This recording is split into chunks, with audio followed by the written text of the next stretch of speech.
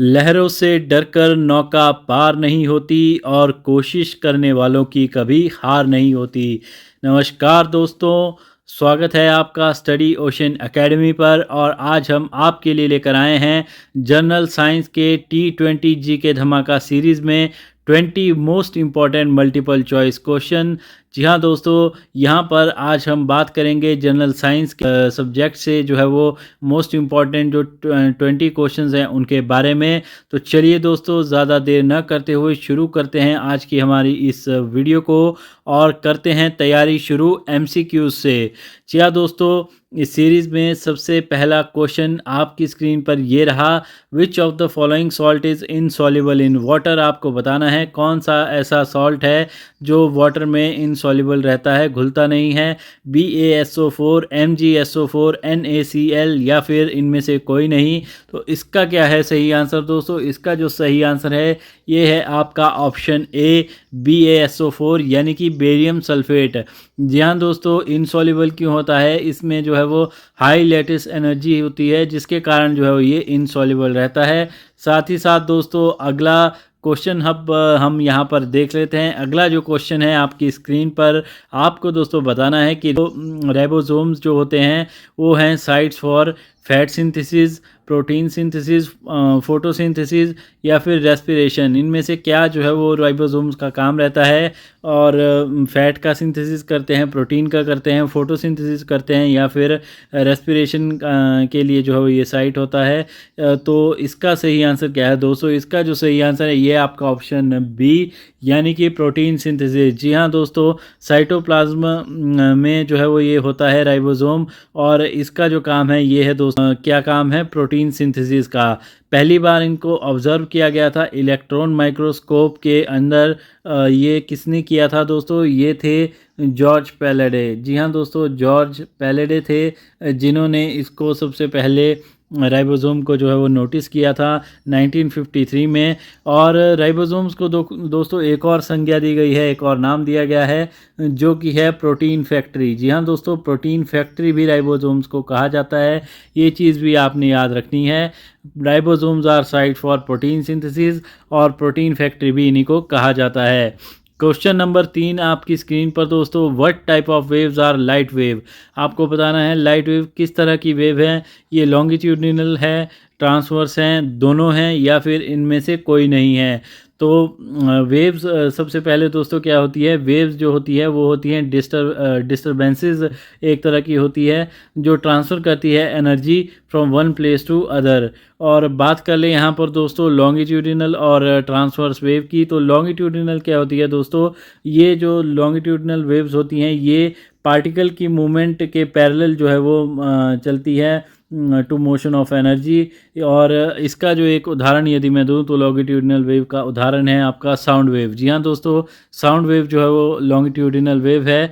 और साथ ही साथ दोस्तों ट्रांसवर्स वेव की यहाँ पर मैं बात करूँ तो ट्रांसवर्स जो वेव है ये मूवमेंट करती है राइट एंगल पे। जी हाँ दोस्तों, राइट एंगल पे मूवमेंट करेगी मोशन ऑफ एनर्जी की तरफ। और इसका जो एक उदाहरण है वो है दोस्तों लाइट वेव। तो आपका सही आंसर भी यहाँ पर है option B, transverse wave. Light wave जो है वो एक ट्रांसवर्स वेव है। अगले क्वेश्चन पे दोस्तों बढ़ते हैं। क्वेश्चन नंबर 4 आपको बताना है कौन सा वाक्य, कौन सा स्टेटमेंट यहाँ पर सही है। Statement number 1, plant convert energy from sunlight into food stored as carbohydrate. और जो स्टेटमेंट नंबर 2 है, प्लांट हैव क्लोरोफिल। और तीसरा जो है, plant cells do not have cell walls. तो इनमें से आपको बताना है कौन सा स्टेटमेंट सही है। केवल नंबर 1 की जो स्टेटमेंट है वो सही है, 2 और 3 नंबर की स्टेटमेंट सही है, 1 और 2 नंबर की स्टेटमेंट सही है, या फिर तीनों ही स्टेटमेंट सही हैं। तो एक एक करके यहाँ पर देखते हैं दोस्तों। Plant convert energy from sunlight into food stored as carbohydrate. जी हाँ दोस्तों, बिल्कुल सही बात यहाँ पर कही गई है। प्लांट्स हैव क्लोरोफिल, ये भी आपको पता होगा, क्लोरोफिल जो है वो प्लांट्स में होती है, ये बिल्कुल ठीक बात है। और plant cells do not have cell walls, cell walls नहीं होती, ये बिल्कुल गलत बात है दोस्तों, सेल वॉल होती है। और सेल वॉल ही जो इनको प्रोटेक्ट करती है, इनको हेल्प करती है प्रोटेक्ट करने में, और जो एक रिजिड स्ट्रक्चर देती है वो भी सेल वॉल्स की वजह से होता है। इसीलिए जो है वो दोस्तों को स्टेटमेंट नंबर 3 आपका गलत हो जाता है, और आपका जो सही आंसर यहाँ पर निकल कर आएगा वो है आपका ऑप्शन सी, 1 and 2 ओनली। अगला क्वेश्चन दोस्तों, क्वेश्चन नंबर 5 आपको बताना है, which juice secreted by the organs in alimentary canal plays an important role in digestion of fats. Fats को डाइजेस्ट करने में जो है वो कौन सा जूस हेल्प करता है इनमें से? पैंक्रियाटिक जूस और saliva, option B hydrochloric acid और mucus, option C bile juice और पैंक्रियाटिक जूस, और या ऑप्शन डी सलाइवा और हाइड्रोक्लोरिक एसिड। इसका सही आंसर दोस्तों क्या है? इसका जो सही आंसर है दोस्तों, डाइजेशन ऑफ फैट के लिए जो हेल्प करते हैं जूसेस, ये हैं आपके दो, बाइल जूस और पैंक्रियाटिक जूस। इसमें सबसे पहले दोस्तों बाइल जूस के बारे में बता दूं। बाइल जूस कहाँ से निकलता है आप सबको आई होप कि पता ही होगा, इतना तो आपने पढ़ा ही होगा कि ये जो है वो लिवर इसको सिक्रीट करता है, और इसमें क्या होता है दोस्तों, एंजाइम जो है वो इसमें बिल्कुल नहीं होता है, और ये जो है वो क्या करता है, फूड को अल्कलाइन बनाता है और फैट के जो मॉलिक्यूल्स होते हैं उनको ब्रेक डाउन करने में हेल्प करता है। बात कर ले दोस्तों पैंक्रियाटिक जूस की, तो ये जो है वो किसके द्वारा, ये पैंक्रियास के द्वारा जो है वो सिक्रीट किया जाता है। साथ ही साथ इसमें जो है वो एंजाइम्स होते हैं, जैसे कि एमेलेज हो गया, टिप्सिन हो गया, लिपासे हो गया, तो ये चीज़ भी आपको ध्यान में रखनी है। बाइल जूस लिवर के द्वारा और पैंक्रियाटिक जूस जो है वो पैंक्रियास के द्वारा जो है वो सिक्रीट किया जाता है, और ये दोनों जो है वो फैट को डाइजेस्ट करने में बहुत ही इम्पॉर्टेंट रोल प्ले करते हैं। क्वेश्चन नंबर 6 पे अब हम बढ़ते हैं दोस्तों। आपको बताना है, what is the cell wall of a plant made of. जो सेल वॉल होती है प्लांट की वो किसकी बनी होती है? सेल्यूलोज की, कार्बोहाइड्रेट्स की, लिपिड्स की, या फिर लिपोप्रोटीन की। तो आपको यहाँ पर दोस्तों सही आंसर इसका मैं बता दूं, तो इसका जो सही आंसर है दोस्तों, और ये जो है वो मोस्ट एबंडेंट मैक्रो मॉलिक्यूल भी है अर्थ पे, ये चीज़ भी आपको याद रखनी है दोस्तों। आपका ऑप्शन ए सेल्यूलोज, जो कि मोस्ट अबंडेंट मैक्रो मॉलिक्यूल भी है अर्थ पे, साथ ही साथ दोस्तों ये सेल वॉल जो है वो प्लांट की बनाने में मदद करता है, ये आपको याद रखना है। क्वेश्चन नंबर 7 दोस्तों, आपको बताना है कि blue colour of the sky is due to, आपको पढ़ा होगा, बचपन में भी आपने पढ़ा होगा, और जब आप तैयारी कर रहे हैं तब भी आपने कई बार देखा होगा कि ये क्वेश्चंस पूछा गया है विभिन्न एग्ज़ामों में। तो आपको बताना है ब्लू कलर किस वजह से होता है स्काई का, क्लियर स्काई का?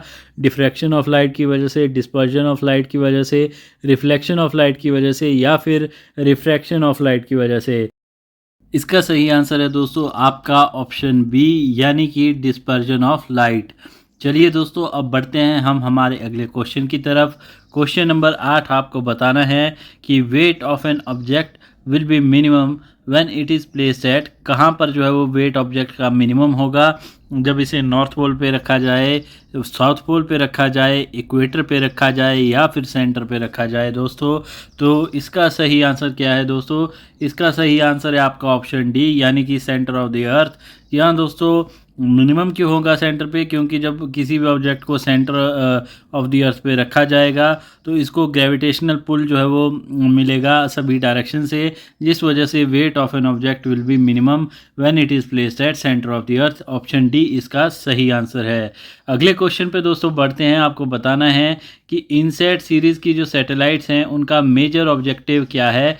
टीवी रिले करना रिमोट एरियाज़ में, मोबाइल नेटवर्क को पहुंचाना रिमोट एरियाज़ में, इंटरनेट सर्विसेज को देना, या फिर मैपिंग लोकेशन थ्रू जीपीएस। तो इसका सही आंसर है दोस्तों इनसैट सीरीज़ का जो मेजर ऑब्जेक्टिव था वो था टीवी रिले करना रिमोट एरियाज़ में। अगले क्वेश्चन पे दोस्तों हम बढ़ते हैं। क्वेश्चन नंबर 10 आपको बताना है कि मॉडर्न पीरियोडिक टेबल का बेसिस जो है वो इनमें से कौन फॉर्म करता है? Atomic mass, atomic numbers, number of nucleons, या फिर इनमें से कोई नहीं, नन ऑफ द अबव। सही आंसर इसका दोस्तों आपका है ऑप्शन बी, एटॉमिक नंबर जो है वो फॉर्म करते हैं basis of modern periodic table. अगला क्वेश्चन दोस्तों आपको बताना है, क्वेश्चन नंबर 11 हमारे आज की इस वीडियो का।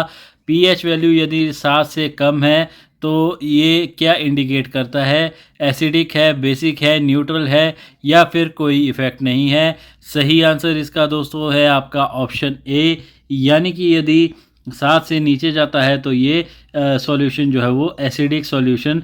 अगला क्वेश्चन दोस्तों, क्वेश्चन नंबर 12 आपको बताना है carbon compound contain 2 atom of carbon. जी हाँ दोस्तों, which name should the carbon compound bear. इसमें जो है वो 2 एटम हैं कार्बन के, तो इसका नाम क्या रहेगा आपको बताना है। ब्यूटेन, इथेन, मीथेन या फिर प्रोपेन। सही आंसर इसका दोस्तों आपका ऑप्शन बी सही आंसर, इथेन जो है वो इसका सही आंसर है। अगले क्वेश्चन पे दोस्तों बढ़ा जाए, क्वेश्चन नंबर 13 आपको बताना है। प्रैक्टिकल तरह का एक क्वेश्चन है। Student studies that vinegar which is diluted form of ethanoic acid freezes during winter. What does this suggest about the physical properties of pure ethanoic acid? तो आपको बताना है कि ये क्या सजेस्ट करता है फिजिकल प्रॉपर्टी के बारे में प्योर एथेनोइक एसिड की। ये लो बॉइलिंग पॉइंट होता है, इसका लो मेल्टिंग पॉइंट होता है, वेरी हाई मेल्टिंग पॉइंट होता है या फिर वेरी हाई बॉइलिंग पॉइंट होता है। सही आंसर है दोस्तों इसका ऑप्शन बी, यानी कि प्योर एथेनोइक एसिड के बारे में ये बताता है कि इसका जो है वो मेल्टिंग पॉइंट लो होता है। ऑप्शन बी आपका आंसर सही है। क्वेश्चन नंबर 14 पे अब बढ़ा जाए दोस्तों। What is the function of pituitary gland. इस जो ग्लैंड है इसका फंक्शन क्या है ये आपको बताना है। To develop sex organ in male, to stimulate growth in all organs, to regulate salt and sugar level in body, to initiate metabolism in body. Pituitary gland का सही फंक्शन क्या है दोस्तों। ग्रोथ को स्टिमुलेट करना सभी ऑर्गन्स में। Option B आपका ये सही आंसर रहेगा। क्वेश्चन नंबर 15 पे दोस्तों अब हम बढ़ते हैं। Which part of the brain control blood pressure. जी हाँ दोस्तों, आपको बताना है कि दिमाग का वो कौन सा हिस्सा है जहाँ पर जो है वो ब्लड प्रेशर कंट्रोल होता है। Spinal cord, skull, hypothalamus. Option B आपका cord, skull, cerebrum. Option C pons, medulla, cerebellum या फिर ऑप्शन डी पॉन्स, मेड्यूला या एंड पिट्यूटरी। इनमें से कौन जो है वो ब्रेन का हिस्सा जो ब्लड प्रेशर को कंट्रोल करता है। सही आंसर आपका इसका है दोस्तों ऑप्शन सी, पॉन्स, मेड्यूला और सेरेबेलम। ये जो है वो ब्लड प्रेशर को जो है वो कंट्रोल करते हैं, ब्रेन का ये हिस्सा। अगला क्वेश्चन दोस्तों आपको बताना है। A person went for a medical checkup and found that curvature of his eye lens was increasing, which defect he is likely to suffer from. तो उसकी आईज की जो लेंस है उनका कर्वेचर बढ़ रहा था। आपको बताना है कि कौन से डिफेक्ट से वो सफ़र था। मायोपिया, कैटरैक्ट, बायोपिया या फिर हाइपरमेट्रोपिया। सही आंसर दोस्तों इसका है ऑप्शन ए, यानी कि मायोपिया। जी हाँ दोस्तों, जब कर्वेचर ऑफ आई के लेंस का बढ़ना शुरू हो जाए तो ये जो है वो मायोपिया का लक्षण है। अगले क्वेश्चन पे दोस्तों चलते हैं। क्वेश्चन नंबर 17 आपको बताना है। अ fuse wire repeatedly get one when used with a good heater. It is advised to use a fuse wire of more length, less radius, less length या फिर मोर रेडियस। फ्यूज़ वायर जो कि बार बार जो है वो जल रही है, जब इसे गुड हीटर के साथ जो है वो यूज़ किया जाए तो फ्यूज़ वायर किस तरह की लेनी चाहिए। ज़्यादा लेंथ वाली, कम रेडियस वाली, कम लेंथ वाली या फिर ज़्यादा रेडियस वाली। सही आंसर है दोस्तों इसका ऑप्शन डी, यानी कि ज़्यादा रेडियस वाली जो है वो ऐसी सिचुएशन में आपको ये फ्यूज़ वायर रखनी चाहिए। अगले क्वेश्चन पे दोस्तों बढ़ते हैं। क्वेश्चन नंबर 18 आपको बताना है। How much more heat is produce if current is doubled. यदि करंट को जो है वो दुगना कर दिया जाए तो हीट जो है वो कितनी प्रोड्यूस होगी आपको बताना है। Twice the original amount, thrice the original amount, 4 times the original amount या फिर 5 टाइम्स द ओरिजिनल अमाउंट। सही आंसर है दोस्तों इसका ऑप्शन सी, यानी कि यदि करंट को जो है वो डबल कर दिया जाए तो हीट जो है वो ओरिजिनल अमाउंट का 4 गुना जो है वो बढ़ जाएगी। क्वेश्चन नंबर 19 पे और आज की हमारी इस वीडियो के सेकंड लास्ट क्वेश्चन पे हम बढ़ते हैं। 2 magnetic field lines intersect at neutral point, never intersect each other, intersect near north pole और south pole, intersect at the mid point of magnet. आपको बताना है सही आंसर क्या है। मैग्नेटिक फील्ड लाइन इंटरसेक्ट होती है न्यूट्रल पॉइंट पे, नॉर्थ पोल पे, साउथ पोल पे, या कभी इंटरसेक्ट नहीं होती, या फिर जो मैग्नेट का मिड पॉइंट होता है वहाँ पे इंटरसेक्ट होती है।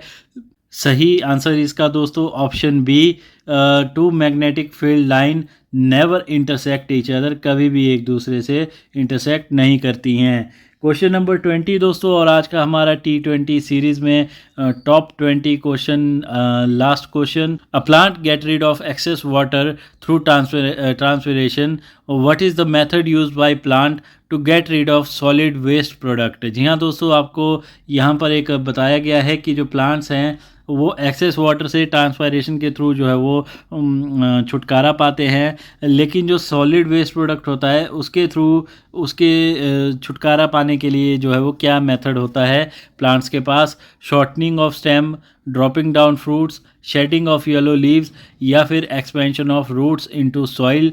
तो सही आंसर क्या है दोस्तों, सॉलिड वेस्ट प्रोडक्ट से रिड होने का, छुटकारा पाने का जो है वो प्लांट्स के पास क्या ऑप्शन होता है, शेडिंग ऑफ येलो लीव्स, यानी कि पीले पत्ते जब ये झड़ना शुरू हो जाएं, यानी कि ये सॉलिड वेस्ट प्रोडक्ट जो है वो ये उससे छुटकारा पा रहे हैं। और साथ ही साथ एक्सेस वाटर से भी आपको पता लग गया होगा यहाँ पे एक्सेस वाटर से प्लांट कैसे जो है वो छुटकारा पाते हैं, थ्रू ट्रांसपिरेशन। ये टर्म भी आपको याद में रखनी है। और चलिए दोस्तों, ये था आज का हमारा अंतिम क्वेश्चन इस वीडियो का। Setting goals is the first step in turning the invisible into visible. इसीलिए दोस्तों मैं भी आपको कहता हूँ कि गोल्स जो है वो सेट कीजिए और उस गोल को अचीव करने के लिए जो है वो भरपूर मेहनत कीजिए, पूरा ज़ोर लगाइए। और आई होप कि आपको जो है वो ये वीडियो हमारी ज़रूर पसंद आई होगी। जनरल साइंस के टॉप 20 क्वेश्चंस हम आज आपके लिए लेकर आए थे।